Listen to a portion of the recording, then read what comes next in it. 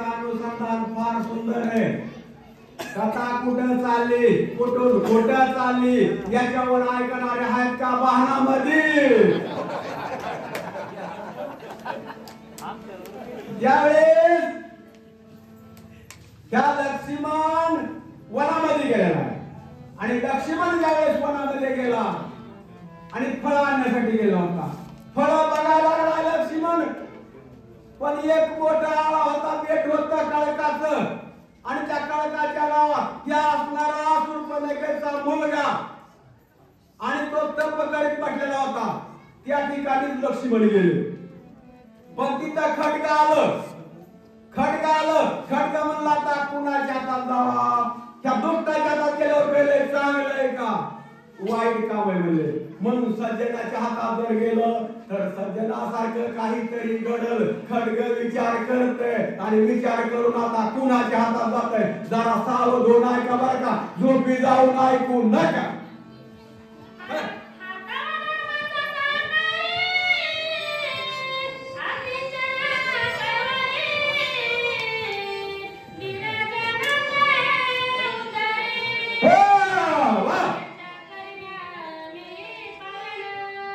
खड्ग विचार करते निर्जीव बोलत होते. रामाच्या अवतारामध्ये निर्जीव सगळ्या बोलत होते. खड्ग बोलत होता. मी जर या सज्जनाच्या हातात गेलो ना तर या सज्जनाच्या हातानं काहीतरी मला पुण्य मिळेल म्हणले. चांगलं सत्कर्माचं कार्य घडलं माझ्याच्यानं. आणि या दुष्टाच्या हातात गेल्यावर काय होणार आहे? दुष्टाच्या हातात गेल्यावर काहीतरी दुष्टच प्राण होणार आहे. हे काही चांगलं होणार नाही असा विचार त्या खड्गाने केला बाबा. आणि आता कुणाच्या हातात जातंय, कसं जातंय, कुठं जातंय बघू.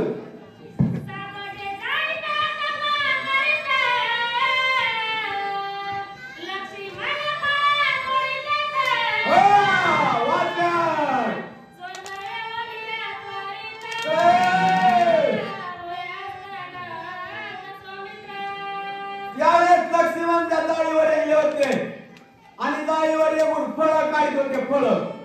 फळं तोडायला लागले महाराज. हाताला येतात तसे फळं तोडते. इकडं तिकडं लक्ष्मणला बघितल्याबरोबर काय दिसलं महाराज? कुठं दिसलं, कसं दिसलं?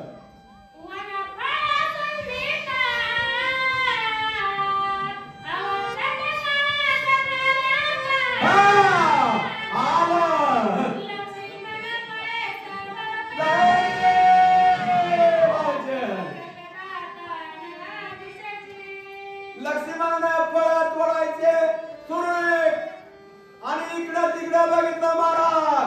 पण ते खड्ग अचानक न दिसता लक्ष्मणाच्या हातात आलं. आणि लक्ष्मणाच्या ज्यावेळेस खड्ग हातात आल्यानंतर लक्ष्मणाला थोडं आश्चर्य वाटलं.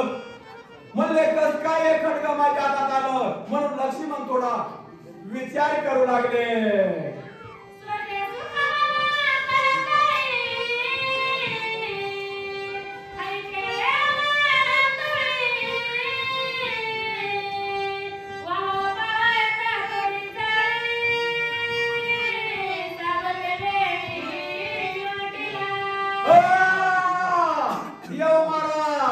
देव कसा?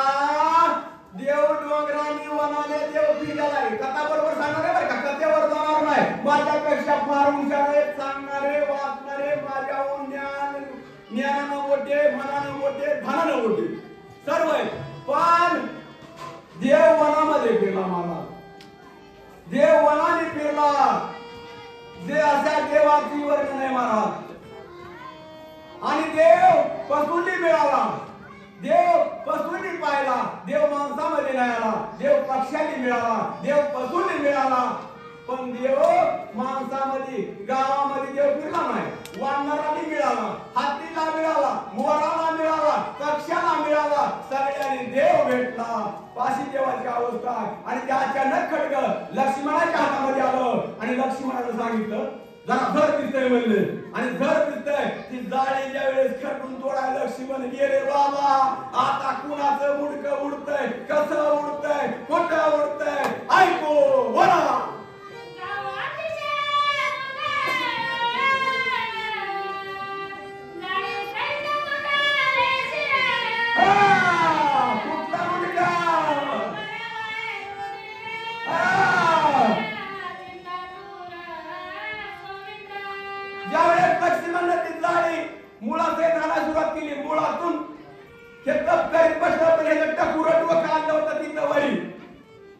लक्ष्मणाचे खडग हाणलं ना याचं मुंडकत उडाला महाराज आणि फळा फळा फळा फळा रक्ता बंबळ असणार रक्त ओळखलं. लक्ष्मण म्हणले झालं कसं बाबा कराय गेलो एक झालं एक रक्त कुणाचं कुठून आलंय कस काय आलंय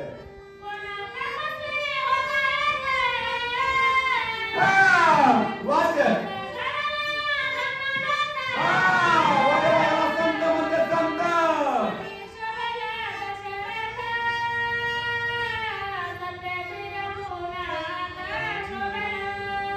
लक्ष्मण रक्त यायला महाराज बरोबर यावेळेस लक्ष्मण सांगितलं कोण तापस्वी कोण ऋषी आणि कोण या ऋषीची माझ्या हाताने हत्या झाली कोण माझ्या हाताने असताना मरण पावला आणि जर रामाला सांगायला गेलं तर राम माझ्यावर सोडल्याशिवाय राहणार नाही का एखाद्या ऋषीची हत्या करून आलास काय लक्ष्मणा चांगलं काम केलंस काय असं राम मला म्हणते दुःख लक्ष्मणला वाटू लागलं लक्ष्मण त्या ठिकाणी थांबले गेले म्हणा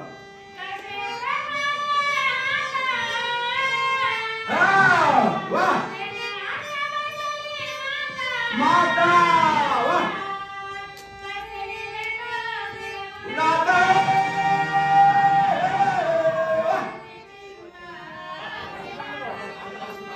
आवाज पुरवठा मारा गीत आमच्या बालू महाराजांना किंवा सगळं आणि बालू महाराज असल्यावर त्यांच्या पेटीचा स्वर आणि माझा स्वर स्वरा स्वर जमला कथा भरपूर जल्दी मारा पण आता आम्हाला काय पहिलंच म्हणले मार्गदर्शन आम्हाला थोडं चांगलं नव्हतं इकडून ह्याच्यात आलो पर्वतात आलो तर आम्हाला संगती काही चांगली नसती पण चांगलीच आहे महाराज याच्यापेक्षा वाईट नाही आज त्यावेळेस खडग लक्ष्मणाला विचार केलाय लक्ष्मण विचार करतात म्हणले महान संघ माझ्याकडून गेलाय आणि हे पाप माझ्या डोक्यावर बसलं म्हणले रामाला सांगायसारखंच राहिलं नाही ना रामाला जाऊन काय सांगू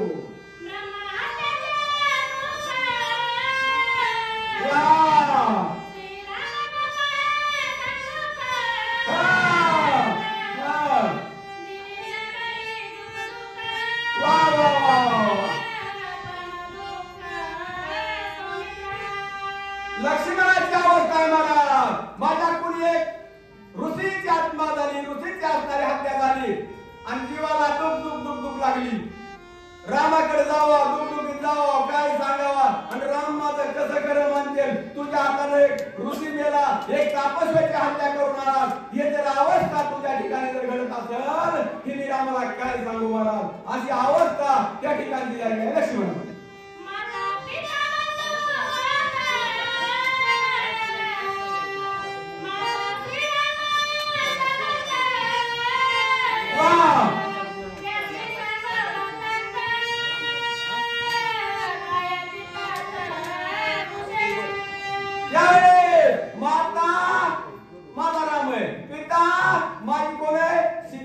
आई म्हणले आणि माता पित्याला जरी आपल्याकडून हत्या झाली बाळाकडून एखादी हत्या झाली तर ती आई वडिलांना सांगावं लागती जरी चुकलं असेल जरी चुकलेला असेल तरी माझ्या आई वडिलांना सांगतो जाऊन म्हणले चूक झालेली देव मला माफ करण्याशिवाय राहणार नाही असा लक्ष्मणाचा विचार आहे मला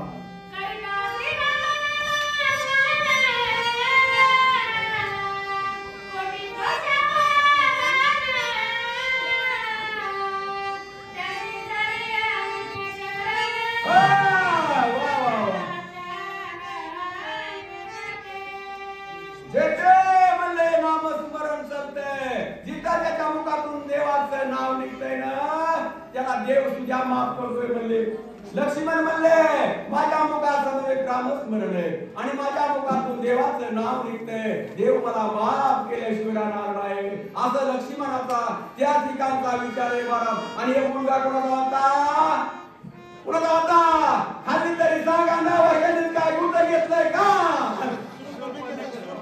सुरपणेचा मुलगा होता रामराजे मुंडे यांनी वाचण्यासाठी येणे सूचक औदुंबर महाराज यांनी